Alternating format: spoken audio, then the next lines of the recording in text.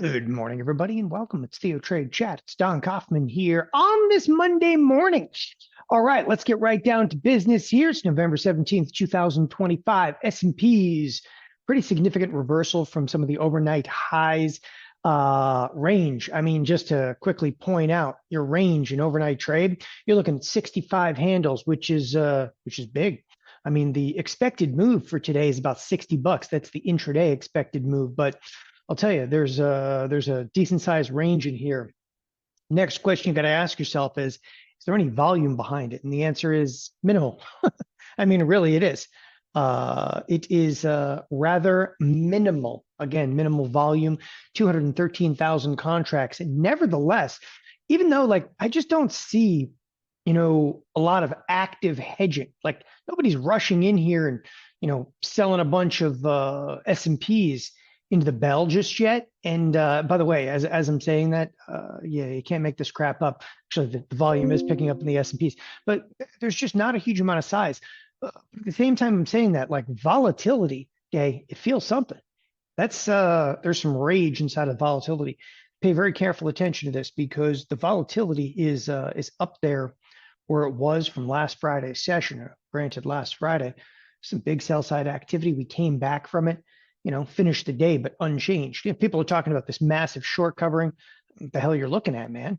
We came back basically on Friday and ended the day, unchanged. But again, some sell side activity starting to hit the market. As I was saying, though, volatility looks a lot higher than you would have expected for the S&Ps being down 22. There's some play, obviously, in most of the major tech stocks. To look at this, look at the bid and offer.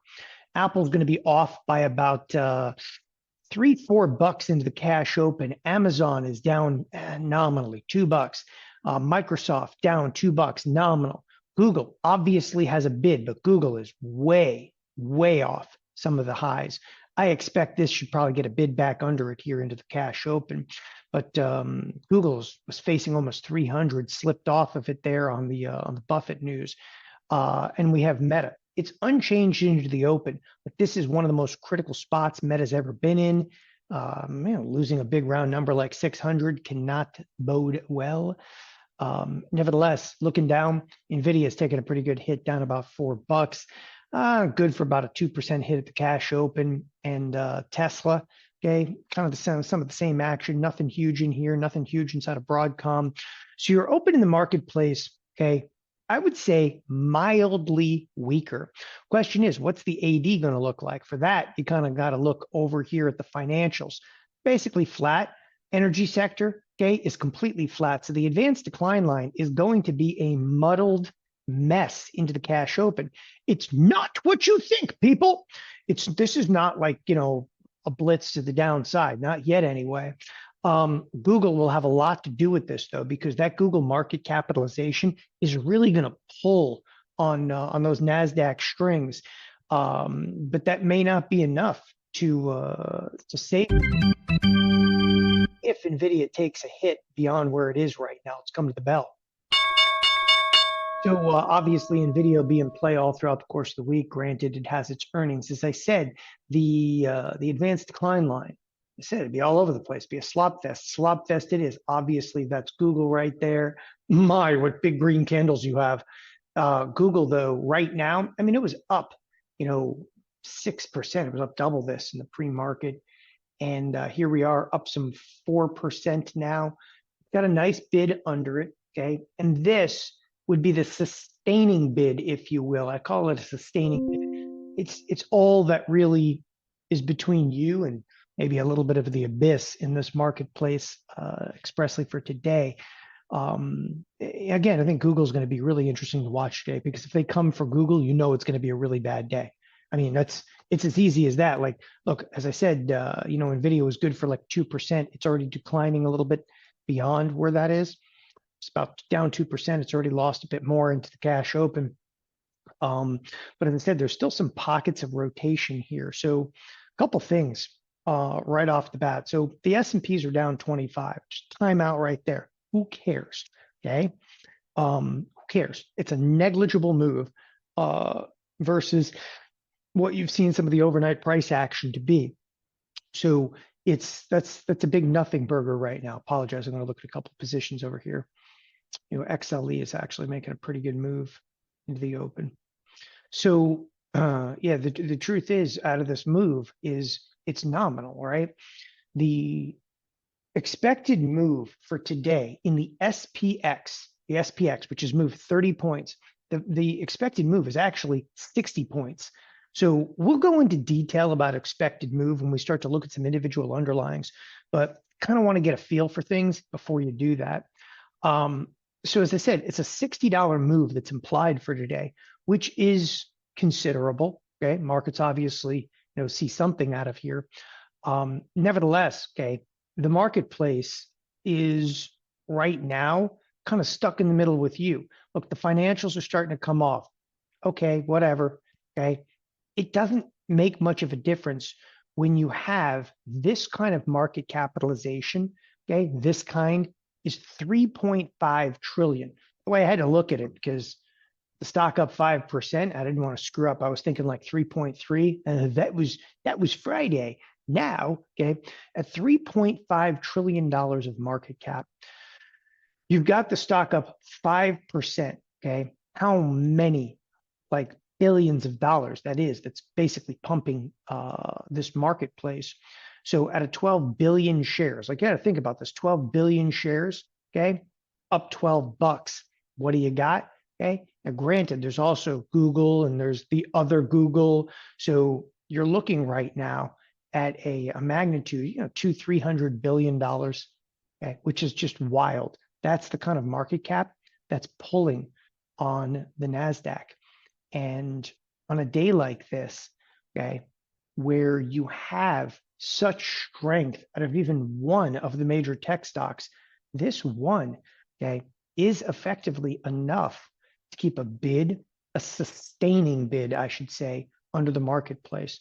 As long as Google stays here, doesn't fall off much, you're not going to get decimated in the NASDAQ nor in the S&Ps. And the reason I'm going through this right off the bat in the first 3 minutes this morning, because I'm surprised. I'm not surprised at the sustaining bid. I'm not surprised the S&Ps are not falling. What I am surprised at is that volatility reacted so much in the overnight trade.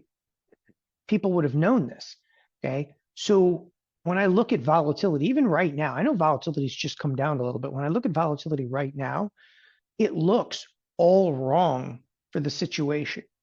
Okay, I'd like to see that volatility comes down a lot in the first few minutes of trade, and regardless of a rally or not, I don't give a crap about that. Regardless of rally or not, I'd like to see volatility come down a lot because every morning I'll look at this screen and be like, "What's wrong with this picture?" Volatility was way too high for the S&Ps being down 20 points. There's like a glimmer of us really being able to sell off with Google up 5%. It's just not going to happen. Okay, simply not going to happen in here. And that's somebody saying it's rough morning for video. We have more tech problems. Okay, because we actually have somebody monitoring this morning. I just saw my video actually cut out down below too. I was monitoring it as well. So the cutout for a couple people, let us know, because literally we have tech on it. Yeah.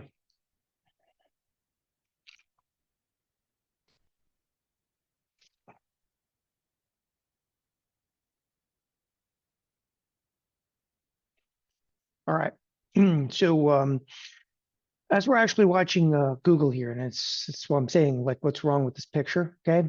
As I said, the volatility needs to get absolutely decimated, and it is, okay? You are actually seeing volatility getting decimated in here. Let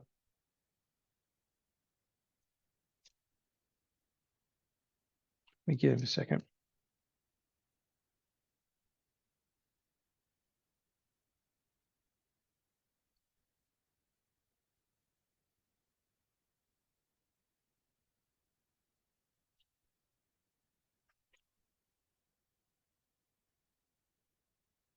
All right, just making sure our tech is actually alerted. So as we're seeing in the first literally 6 minutes of trade today, the volatility is getting absolutely crushed. And Again, I started talking about this minute three. It's all wrong for the picture. Looks pretty right now. It's not about the rally. It's about the fact that you can't have a major decline in markets.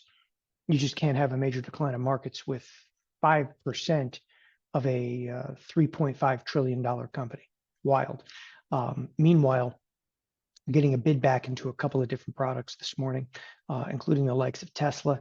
So there's not much size though in here. 100,000 contracts the first 6 minutes, you would think is heavy. It's not. There's not a huge amount of call buying activity. Okay, taking a look at NVIDIA this morning, everything's fairly equivalent in here. Meta, okay, nothing going on here of interest. Obviously in Google, there's huge call buying, which is actually, generating even more, perpetuating even more, if you will, of a squeeze to the upside. But a really mixed bag of goods, though, in terms of the advanced decline line. Look, this is still anybody's marketplace today, but it now looks, okay, in my opinion, like a lot more like what I would have expected for this cash open. That little sell side activity over there, as I said to you guys, was, this sell-off this morning didn't look like a whole hell of a lot. The bid back onto the marketplace right now, okay, though fierce, it may not be able to carry us very far. We are seeing Apple still down, okay, down 1.5%. And that is going to be offsetting some of the price action that you're seeing positive inside of Google. Not enough, obviously, but again, when you have big tech, mixing it up like this, I mean, look at the rotation today. I mean, for instance, forget that financials even exist because they don't even matter anymore, right?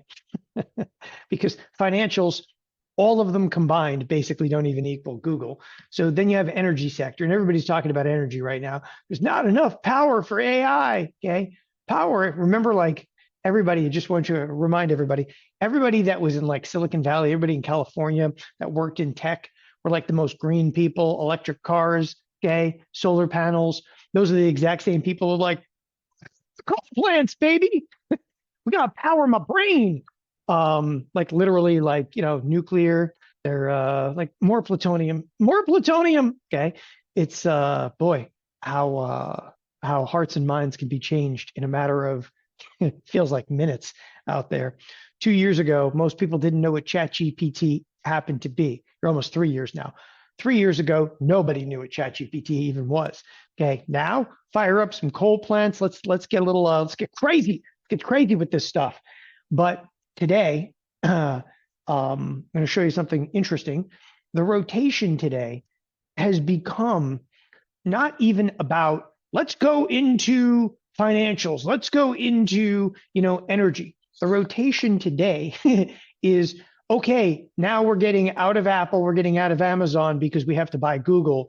We're rotating within the sector because these stocks are bigger than the sectors, which is really screwed up to think about. I mean, one stock here, like one of these stocks is bigger than the entire Russell.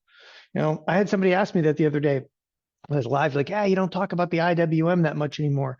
Okay. Because the IWM is no longer worth what one tech company happens to be. So bear with me here for 1 second. I want to make sure.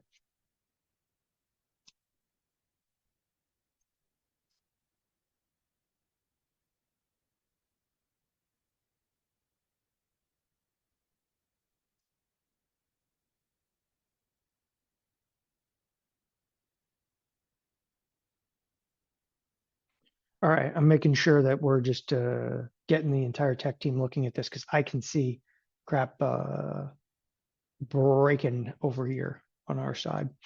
All right, so yeah, we're actually seeing these rotations within the sector itself. And it's almost like, markets, they don't exist outside of what is tech.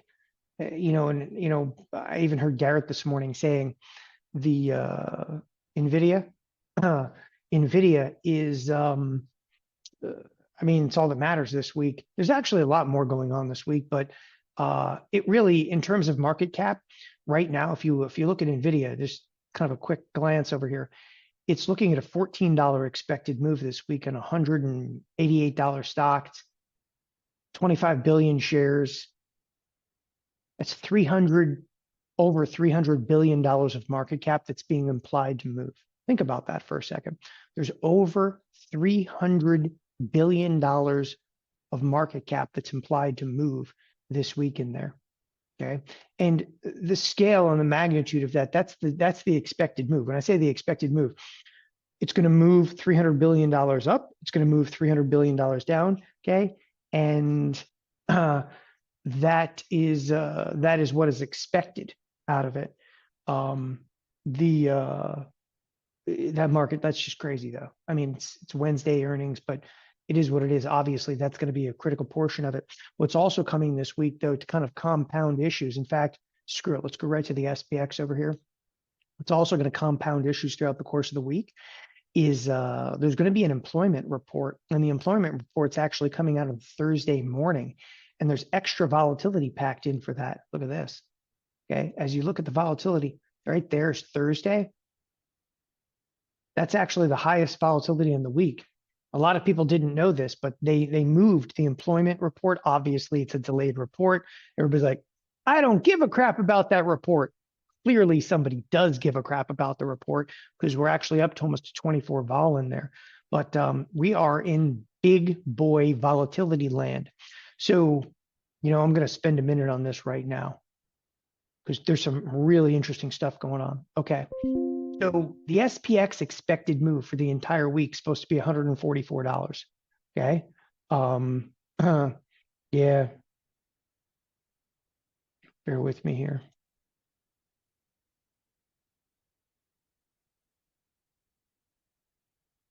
I want to make sure that we're good to go.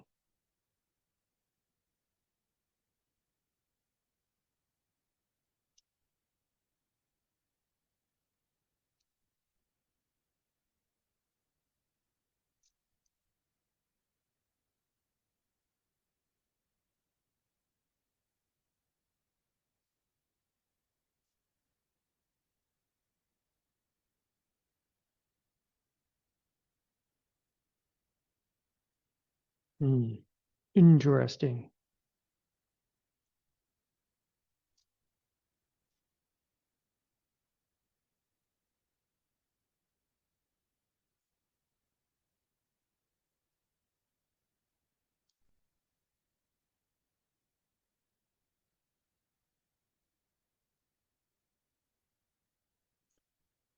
All right, $144. Sorry, making sure I'm actually taking notes over here.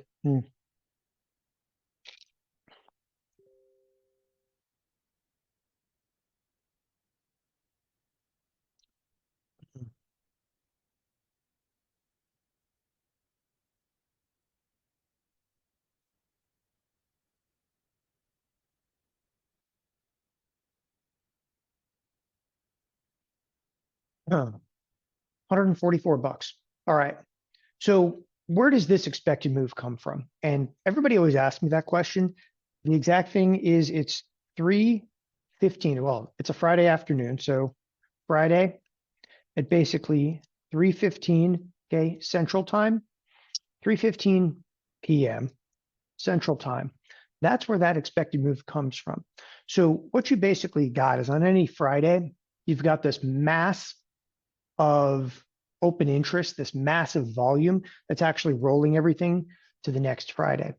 And in doing so, the averaging model is your expected move.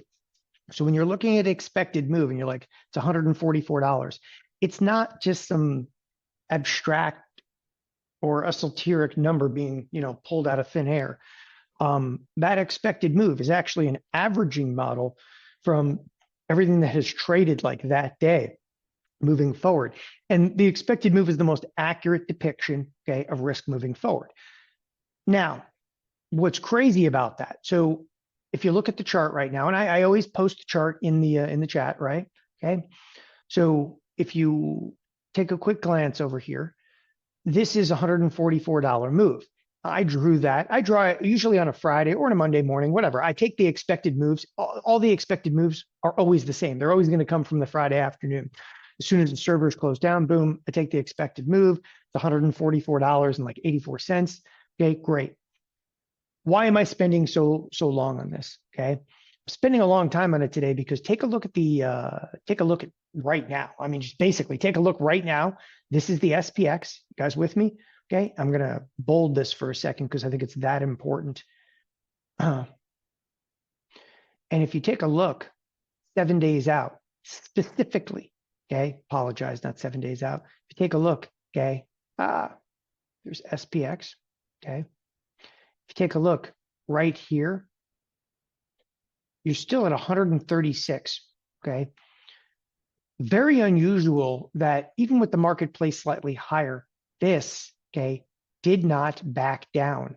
And there's really, okay, some pretty big inflections in the volatility throughout the course of the week. Part of this has to do with NVIDIA right here. Part of it has to do with the jobs number. Very, very funky readings, though, from implied vol. I can't stress this enough. Very funky readings from implied vol. And there's one other really critical thing that a lot of people are missing. And that is, okay, in the short duration options, we're actually in backwardation. I mean, every day, like this volatility should be above like the next day, but this week's volatility, okay, is well above. Now, of course, people are going to be like, it's the holiday season, it's this, it's that. No, they're actually projecting, okay, quite a bit of risk this week versus obviously next week, because next week we start talking about Thanksgiving, okay? Everybody's got their turkey. I'm going with ham, okay? I'm done with turkey. It just doesn't do it for me, okay? It's too dry. It's too dry. Kids don't like it. It's too dry. Going with ham. I know, it's very un-American, okay? It could have been a pig. I'd have been happy, okay? You know, the country's bird happens to be a pig. If that would have worked for me. Yes, bird, pig, that's fine. You can get away with anything today. Nobody even knows what's real anymore. It's good. But we're actually in, and this is exactly why I was bringing this up. We're in a backwardation right now. This week's actually in a backwardation. You got to go all the way out, okay? It's like 120 some odd days, okay? It's pig, okay? Pig's not kosher? Don't worry, okay? I will talk to that pig before I eat it. I like it, okay?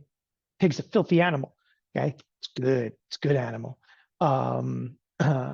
Ooh, by the way, I'm getting some turkey recipes in here, okay? I do like deep fried turkey, but we all know and we've all seen you put your life in your own hands when you're actually deep frying a turkey. Don't save it's not that dangerous. It is dangerous. I worked in a lab for like 4 years. Probably the most dangerous thing I've ever done is deep fried a turkey. Okay. It is way dangerous. I'm serious about that. Like, really, I worked in like a genetics lab, I actually work with isotopes and so forth. That's nothing. Deep frying a turkey, okay, that's something. I've always wanted to dig a pit so that I could actually roast an entire pig. But then I'm like, who's going to eat the whole pig? I don't even know that many people. I have a really good friend that we did that in his front yard. Actually made like a whole brick pig. It's good. Okay. Infrared. Oilless fryer. Come on, man. Okay. That's just wrong. I'm going to air fry my pig. Okay. Air fry my turkey. Okay. That's why it's dry. It's just terrible. We're veering off topic over here. Just trying to work on the tech issues at the same time. Okay. I don't like tech issues. By the way, I got to go look at something again here. All right. XLE is moving nicely. We're okay to go. Yes, deep frying a turkey is you take your life in your hands. You spill that oil, okay, it's on. Need like one of the halon systems over there. I was watching Terminator 2 the other day. I gotta stop watching like movies. Terminator 2, okay, couldn't go in there. The fire suppression system was on. Okay, so buy a cooked turkey at Costco. You know what? I'm off Costco's chickens. I ate another one like randomly the other night. It's not the same, man. They're not good. There's a lot of things where the quality of Costco has gone downhill, like along with their stock, okay, and share price.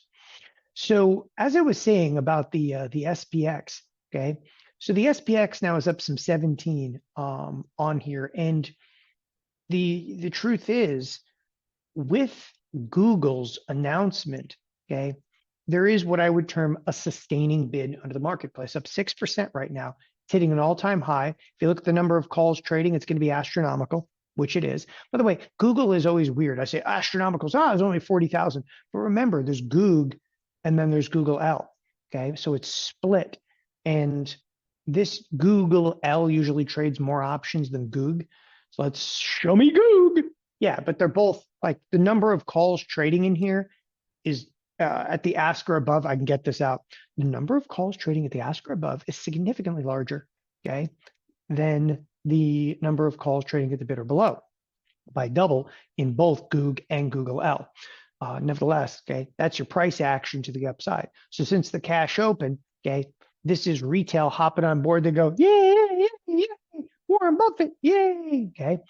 I get it. He's going to get, he gets his day right before retiring. By the way, for those of you that are not aware, I put this in here because, there's news on Google. The news is everybody's talking about over the weekend. So I kind of assumed that everybody knew this, but the news came out after the bell on Friday. Okay. Right after the bell, Warren Buffett made a very significant investment. Berkshire Hathaway made a very significant investment in Google. I do have problems with this, okay? And I'll just state them. I mean, okay, this is completely opinion. He bought a stock that's up, okay, and was up, okay, 45% on a year-to-date basis.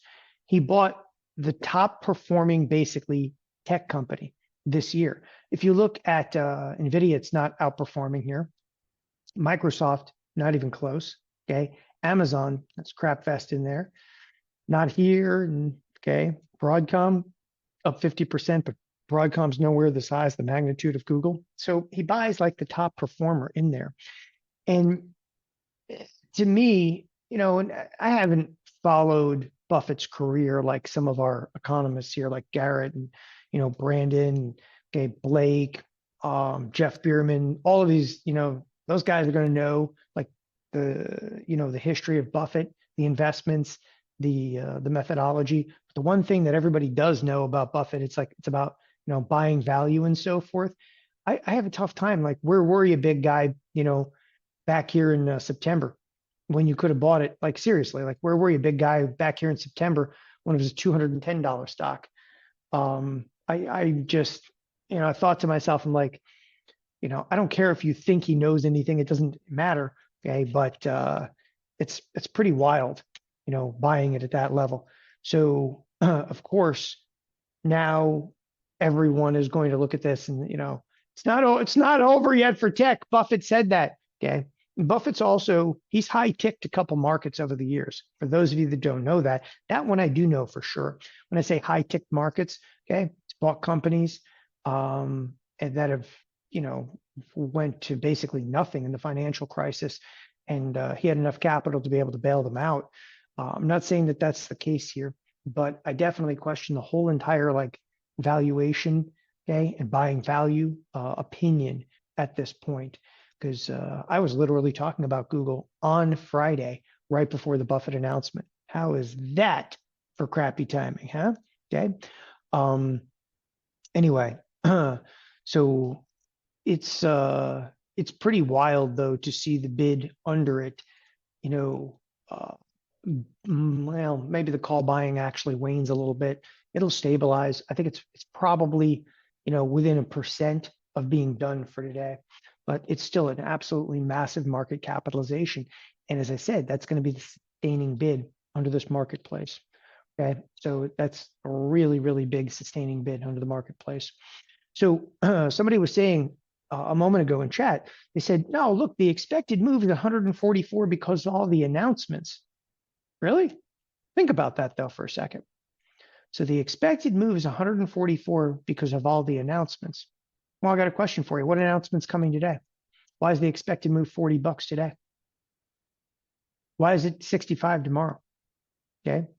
The expected move for overnight into today was 60 bucks. Doesn't make sense. Okay. Stop thinking and start reading vol. People spend too much time thinking about the announcement that's coming. It's going to be non-farm payrolls. Non-farm payrolls is coming Thursday morning. Sorry.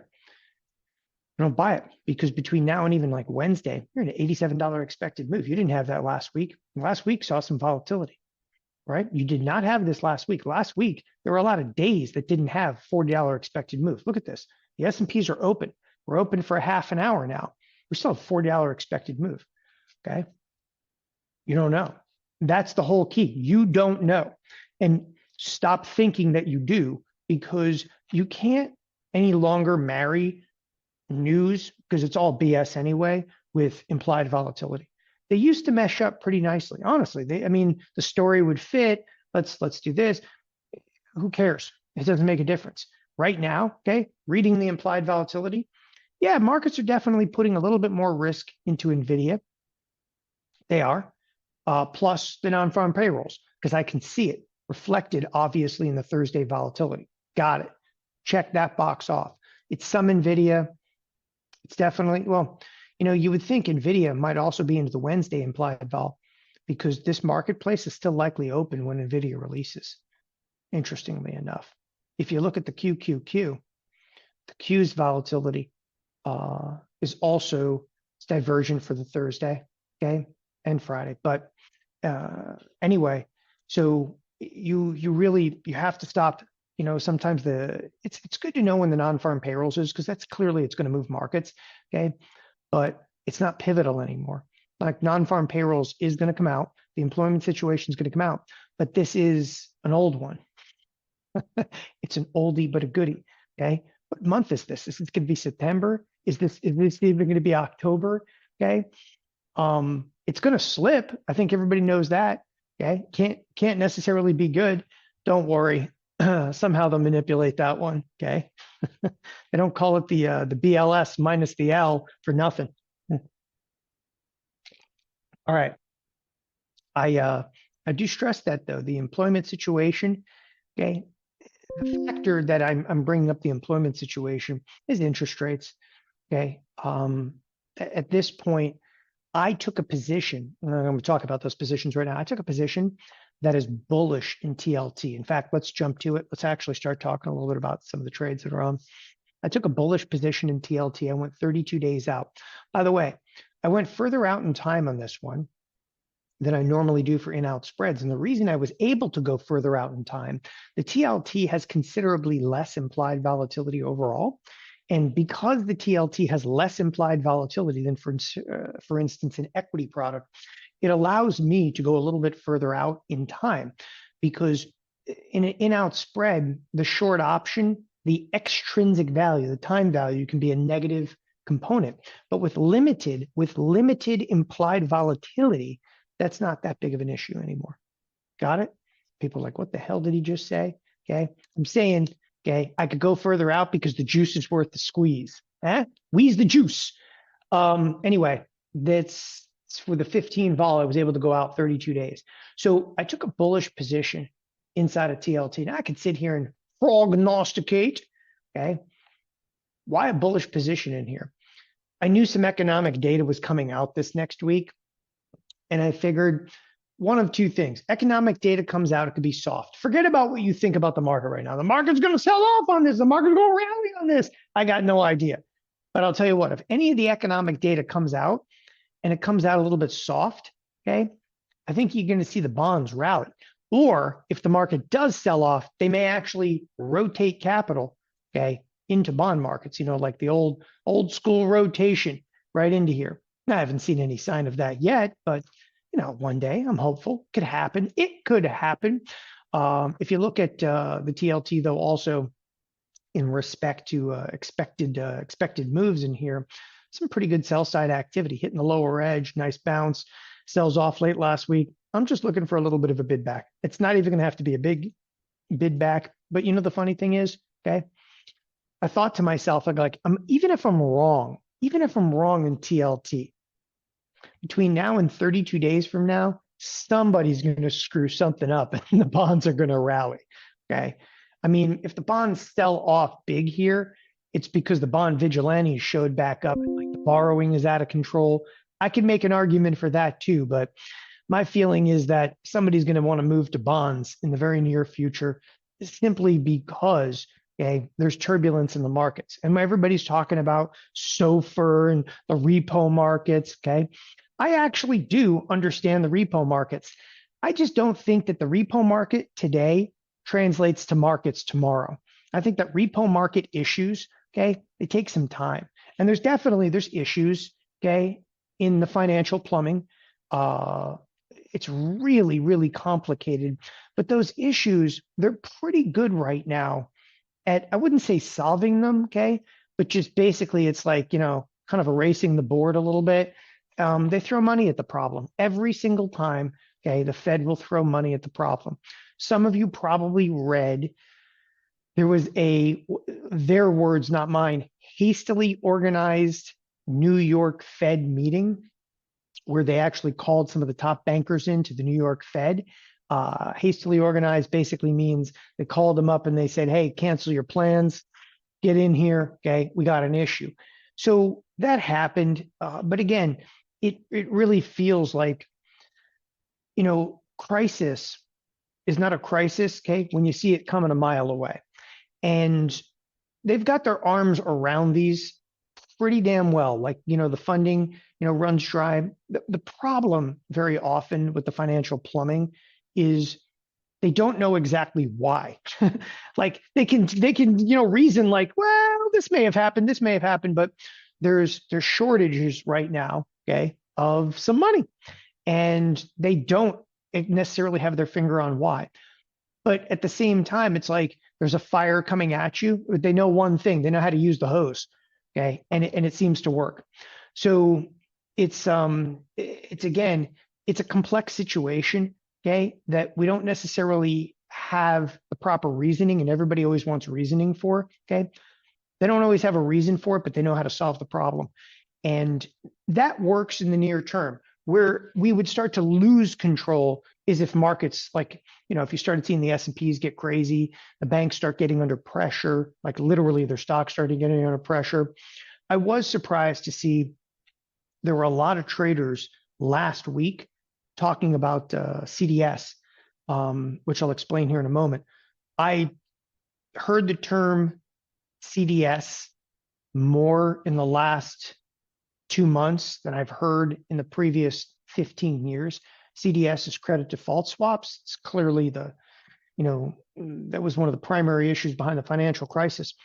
But there are traders that are going in, and they're starting to trade in CDS, which implies, like, if you will, it's like buying a put on a bank. Like the credit default swaps are nothing more than options. It's buy a put here, buy a put there. They're insurance contracts against major banks. They're insurance contracts against a lot of different firms.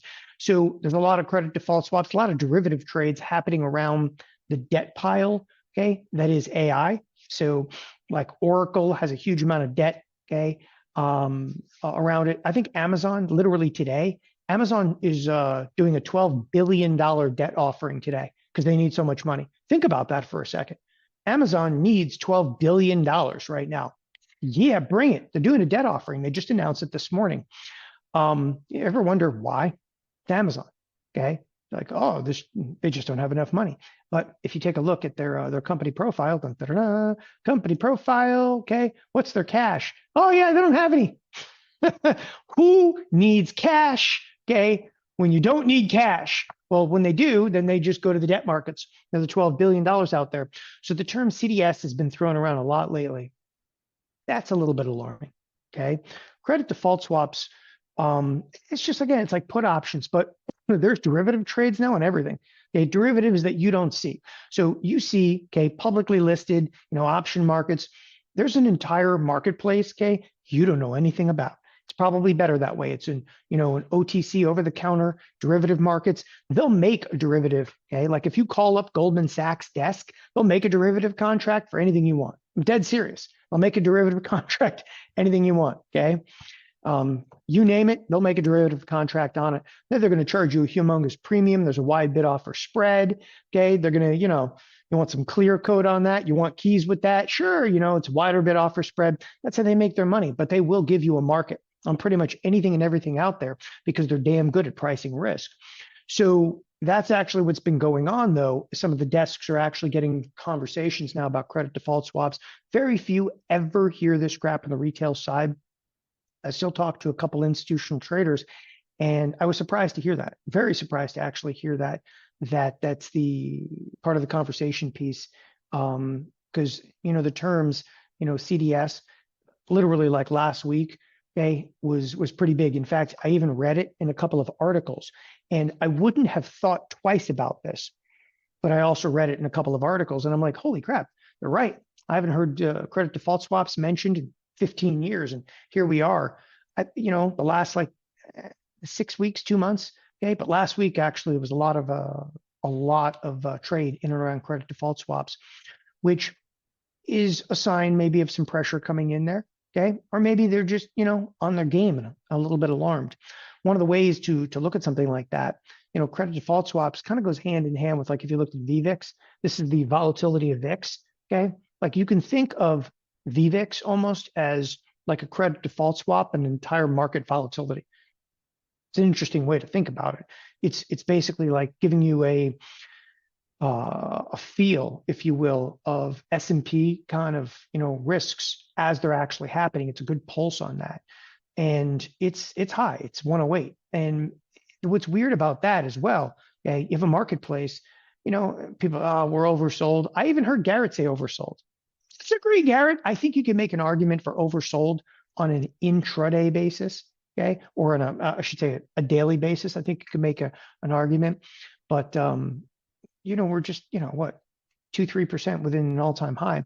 But there's things that are not right on this picture. By the way, speaking of not right, here comes the volatility again. All right, there goes the volatility again, and yet you still have Google up, okay, some 5%. The second that Google slipped, the last 6 minutes, Google slipped a little bit. You actually feel it again, and all of a sudden volatility comes back up.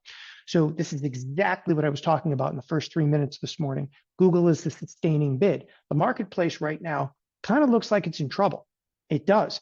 I know it's only down 7, but look around a little bit. There's some crap that's actually taken some hits, including look at this Meta. Come to 600. Bring Meta to me. Anyway, Google, though, is like the sustaining bid. But if I cannot get Google out, but if Google slips any further than this, okay, the volatility comes creeping back in. They're like, oh, we're getting scared. Hold me. All right. So I talked a little bit about my TLT position. I just put that on Friday. That one, to me, can I tell you guys something? It was a very unexpected position. Sometimes I'm having conversations with myself, and we're like, we need a bullish position in the bond market. And the reason I need a bullish position in the bond market, okay, is because that economic data. So the economic data just, I don't know, okay, people are going to get nervous in there. There's not a lot of places to go run to go high. Like if you were like scared right now, as a retail client, you can go to cash. You can. But as an institutional trader, you can't really go to cash. Where are you going to go to? Like what's comfortable right now? Like, oh, I'm going to go and I'm going to buy $4,000 gold. Is that where you're going? Is that where you're going, big guy? Huh? You going to $4,000 gold? Oh, no. That looks like a fairly safe chart. Holy crap. It's pitching a tent. But the other poll, though, is not doing so well. Anyway, you're not going to gold as an institutional trader. Where else are you going to go? I heard that crypto is pretty good. Okay. Oh, by the way, I'm going to unleash a little bit on crypto over here. Okay. Oh, look, it's a doji star. It's an indecision candle. I have a lot of indecision. Did you know that Bitcoin is officially down year to date? This is supposed to be the hottest thing. Okay. Trump administration, hottest thing going is going to be crypto. It's now down on a year to date basis. That's Bitcoin. By the way, if you look at some of the other, okay, I don't even want to like get into this too much, but if you look at some of the other crypto products out there, we can go to crypto and start bringing them up. Okay. They are down massively. Some of them 60, 70% year-to-date basis. It's hideous out there. Now there's a million different coins. So I don't want to just, fictionalize and, but it's quite fascinating. Can I put a column for year to date? I don't even know. Can I put a column in here displayed? Is there a year to date column? Ex dividend. I want year to date. Oh, son of a baby monkey. I don't have a year to date column. I can't script in here either. Very frustrating. Okay. Anyway, it's not good. The crypto market is in trouble, unquestionably. It's up $135 though today. It needs a short-term bounce though. I think crypto actually has a big bounce.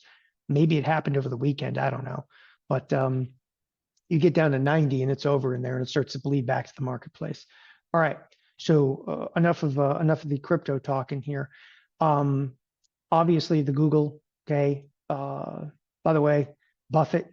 Can you imagine if like Buffett didn't get out necessarily on the high tick? Like meaning that like he was like the high tick that he bought Google and it did nothing but go down. That's how he ended his career. Most people wouldn't remember that, but I would. It would do it for me. Anyway, economic data, Dell. Dell actually got a downgrade. I think this is from Morgan Stanley. Okay. So the beatings will continue. I think was it HPE was also taking a hit because of this. Yeah. Hewlett Packard. Nobody cares about Dell and nobody cares about Hewlett Packard. Not gonna work here anymore. All right, moving along over here. Okay. Oh, MSTR. I forgot to cover that with Bitcoin. I've mentioned a number of times. Okay. To clarify, because I had an email about this over the weekend. Okay. There's a huge debt load in MicroStrategy, but MicroStrategy's debt load is convertible, which basically means at any point the debt converts to stock. Okay. So as long as the stock doesn't go to zero, they might get paid back on their debt, but they can also basically buying the debt gives them like a free call in MicroStrategy. Everybody in that trade is getting absolutely brutalized. The risk, though, when you do convertible securities, the risk is in the stock. When you do convertible securities, the risk is in the stock, and the stock will continue to go down if Bitcoin continues to go down, period. So you have this self-fulfilling kind of prophecy feedback loop, and it's hideous inside of strategy, MicroStrategy, whatever the hell you want to call it. And as far as the eye can see, you're almost 100% implied volatility, which starts to get a little bit extreme, given the fact stock was 457. It's now basically a $200 product over here. Again, look for wicked bounces in here that we might be able to short into. We'll see. But it is interesting also that this is now easy to borrow. It was hard to borrow forever. Okay, now it's easy to borrow. All right, onward from there. Next on the docket over here. 2-for-1 Don. Before I go into some of the other trades in here, I forgot to mention this again on Friday. 2-for-1 Don. 2-for-1 Don. Okay. So I have a lot coming out in 2026. I am not at liberty to discuss exactly what that's going to be because some of it is not fully developed yet. I'm trading a lot of different strategies and so forth right now, but we may also even consider like a live event in 2026. That's also undecided, but I'm definitely leaning towards wanting to do another live event for a limited time. You can spend $1,000. Every $1,000 you spend, you get $2,000 in credit. It's 50% off deal for anything you want at TheoTrade. By the way, if you buy credits for me, I don't mind saying this. You buy credits for me, I won't be offended if you use them for Jeff Bierman. I won't be offended if you use them for Blake. That's fine. Okay, it's fine. This 2-for-1, because I've had a lot of people ask me that.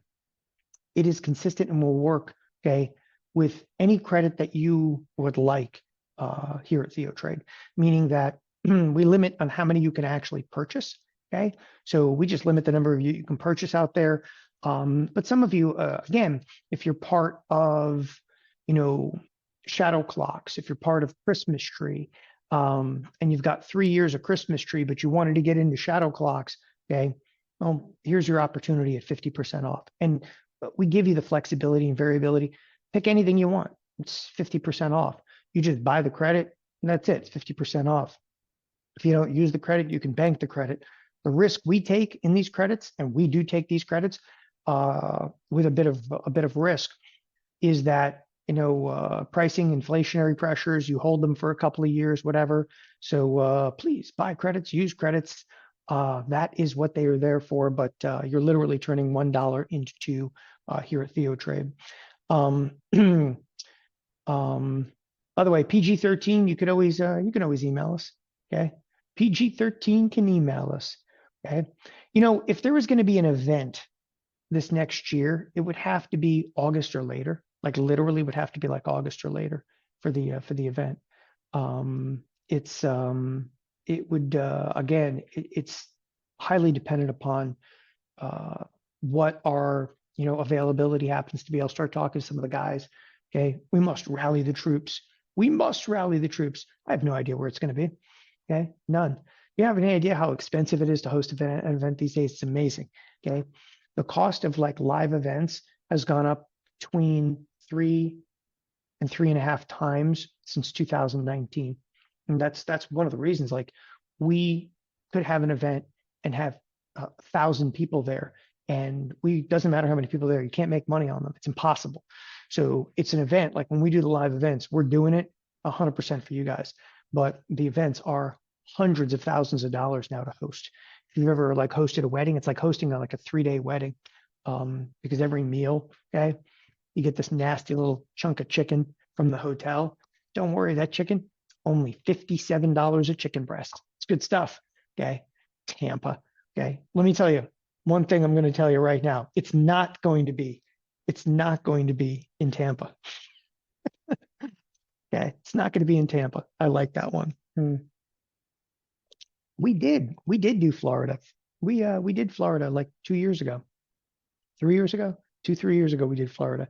Okay. Yeah. I just, we have a couple people in the Tampa, Orlando area. Actually, we have quite a number of people now in Tampa and Orlando, both in marketing and ops.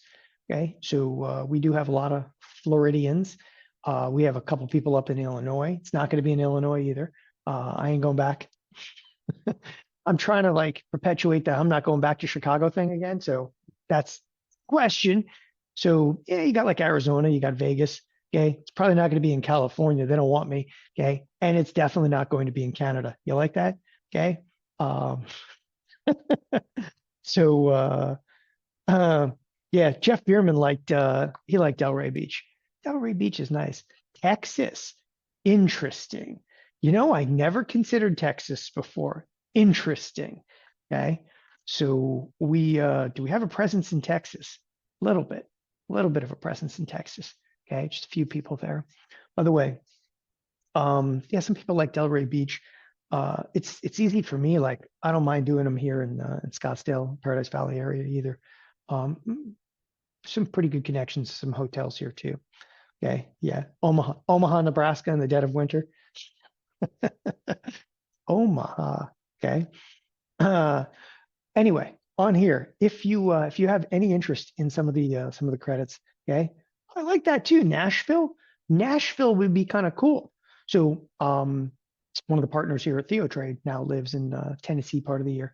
So he's on the island and then Tennessee part of the year. It's nice. It's nice to get off the island. You got to have a place off the island. It's good stuff. Anyway, for those of you, if you're interested in your credit here, because I think a lot of people are, especially like even if I didn't, host the event like next year, this would give you like half off the event. Throw a one in the chat. Just throw a one in the chat, and we will have, of course, Matt reach out to you.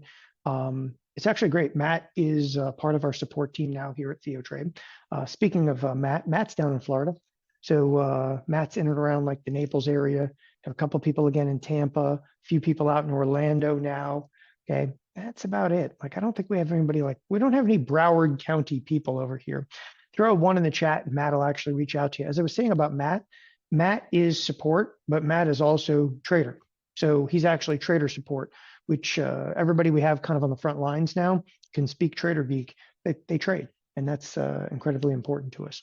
All right, let me cruise back in here. Again, if anybody needs anything though, Matt is always in here. Miami. Okay. I am sorry, sir. That is far too far south. It's Miami. Okay.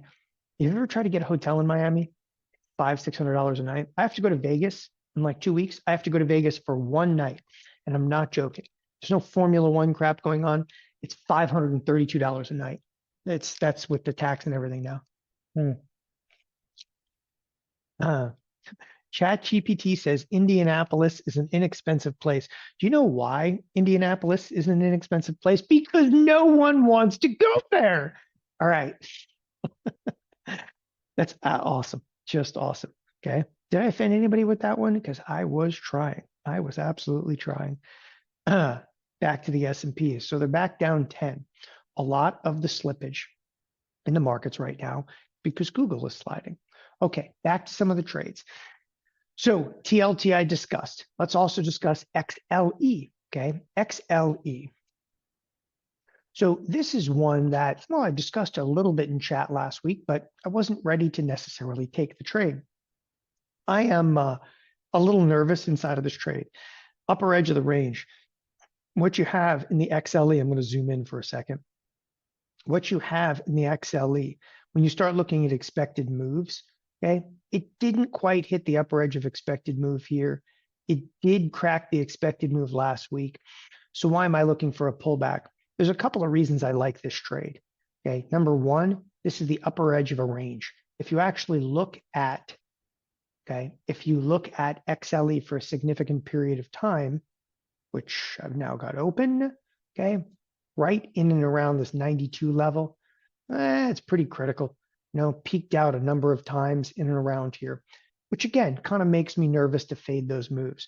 But what I really liked about XLE, more than the directional bias, everybody thinks I take a bearish position because I think we're going down. And that's not really the case. I take a bearish position like here, like look at this crap. It's just up and down and up and down and up and down. It's bouncing, you know, all over the place. I don't ask for much, but that kind of action in there, that's the kind of action that makes you money, even if you're wrong. So that's why I take a position in a product like this. Like I don't want to sit here and, you know, tell you a story about why I'm so bearish in XLE. Honestly, I'm really not. Okay. Order flow in here was also very bearish. I do use and see what Brandon Chapman talks about. And there was actually some significant ghost prints in here. So sorry, I'm reading over here. I grew up in Indianapolis. I agree with Don. You made me drop my pen, man. You made me drop my pen. Okay. Wait, if you grew up in Indianapolis, all right, let me guess. You got to live in Arizona or Florida now, right? Am I wrong on that one? So if you grew up in Indianapolis and you escaped south. I must go south. You don't even know why, but you had to go south. Okay. Seriously, Chicago? Holy crap. Who does that? Who does that? Okay. And you're still fairly young. Okay. Because it's after a couple of Februaries in Chicago, you got to hang it up in Chicago after a couple of Februaries there. I don't know how some people do it. The winters there really suck. I used to screw around and keep on my iPhone Antarctica, okay, Rhinelander, Wisconsin, and Chicago, all in my weather on my phone. And it would, you know, any given day, Chicago would actually be colder than like, you know, Antarctica or Rhinelander, Wisconsin. So you got that going for you. Oh, Ann Arbor's actually really nice. So my wife actually lived in Ann Arbor for a couple of years going to school there. Ann Arbor is really nice. So a lot of people didn't know this. At TD Ameritrade, we had like our black ops was in Ann Arbor. Like most major companies have like an operation we don't want anybody to know about. They're not part of the main company. So like, you know, the black ops, if you will, development of like areas, futuristic technologies and so forth. Nothing good ever came out of that black ops unit, but it was in Ann Arbor, and I used to go up there because it was fun. was fun. Okay. All right. Continuing on here as the S&Ps are slipping very slowly. Okay. XLE. Okay. There's no like crazy nefarious reasons I'm getting into it other than this thing's a chopped out mess. Got a big range and I like it. If you can get out for 30%, okay, today, tomorrow, okay, great. You know, Wednesday, we're not too far off that 30%. Starbucks, okay, let's go back to Starbucks for a second. Still monitoring Starbucks. Starbucks, it just needs to pull back minimally here and we have a good trade.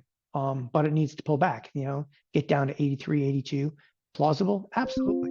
I mean, the whole market for Starbucks to go down, the whole market probably has to go down.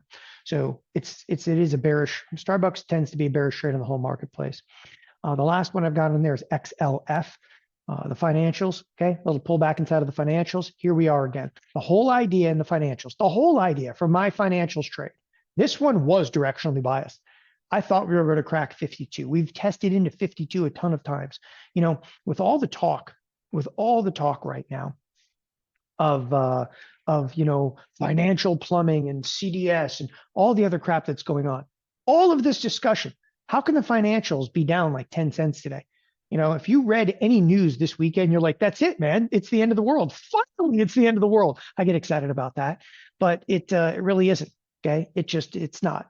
So it is what it is. And there was almost like a distraction of the Epstein thing again. Seriously, can we get over this? Okay. I lived in the damn Virgin Islands. I've heard everything there is to hear. Okay. Turns out there's corruption in the Virgin Islands, brings the pedophile down there, yada, yada, yada. Everybody in politics was involved. Just assume that. Okay. Pelosi probably visited the island. Everybody. Okay. Nobody likes anybody in politics on both sides of the aisle. Everybody was there. Okay. Everybody in the Virgin Islands says it. Okay. On a clear day from my house in the Virgin Islands, I can see the island. I can see Epstein Island, literally. It's like 42 miles to that island. Okay. It's quite a nice view. I have a telescope too. Take a look. There's nothing to see. Okay. The island's actually for sale. Huh? Anybody? Any takers on that one? Nevertheless, okay, it's a great distraction for everybody and for markets right now.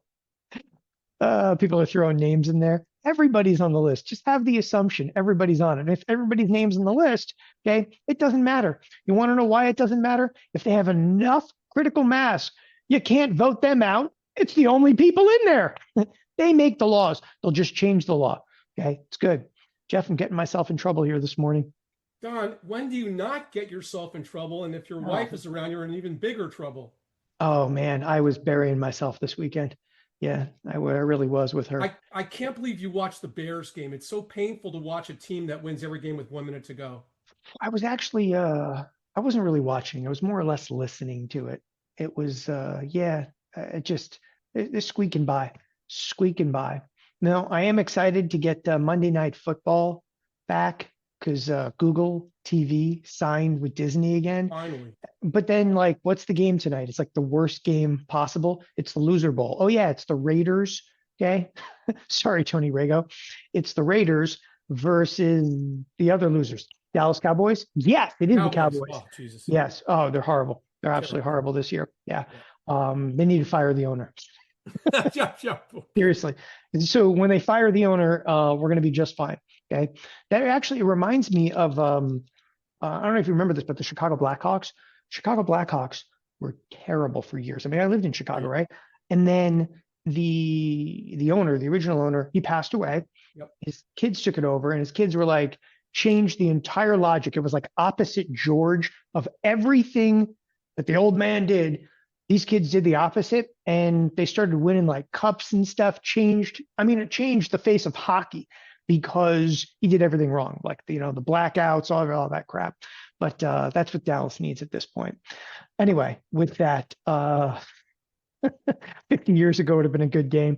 Okay, I like that. The Raiders first. That's true. The Raiders versus Dallas 50 years ago would have been actually a great game. Think about the coaches at that point. Just the coaches alone. Jeff, S&Ps are massively unchanged. Anything in particular you're looking at this morning? No, I don't want you to spoil my thunder. You've already spoiled it. But the one thing I'm going to point out is this, and Don nailed this earlier.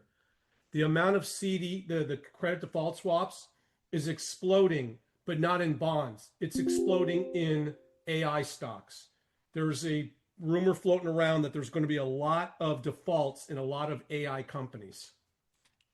Interesting. Well, we all know that, but and then I want to ask you your feelings on this one, and because I think you understand the career probably of Warren Buffett a lot deeper than what I. Well, because you're also, you're teaching a couple. Do you talk about him in all the in any of the classes that you teach? Absolutely. Okay.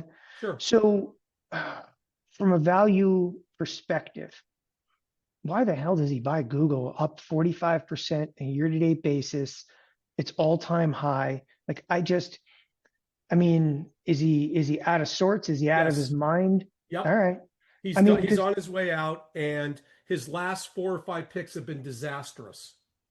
all right. No, that's the stuff I don't follow like every pick. I mean, I saw like he high ticked 2007. Like he literally was buying at the very high in 2007 and took some financial firms like into the grave. Yeah. And they recovered though. I mean, to some degree they recovered, but yeah, I'm just the Google one really perplexes me because he's selling Apple to buy Google, and I get that to some degree, but just investing in tech right now because there's even the discussion of a bubble is beyond me. Anyway, all right, Jeff, I'm gonna turn it over to you. What are you doing today? Part four of tracking and reading money flow. And so I'm going to piggyback off of Garrett Baldwin a little bit.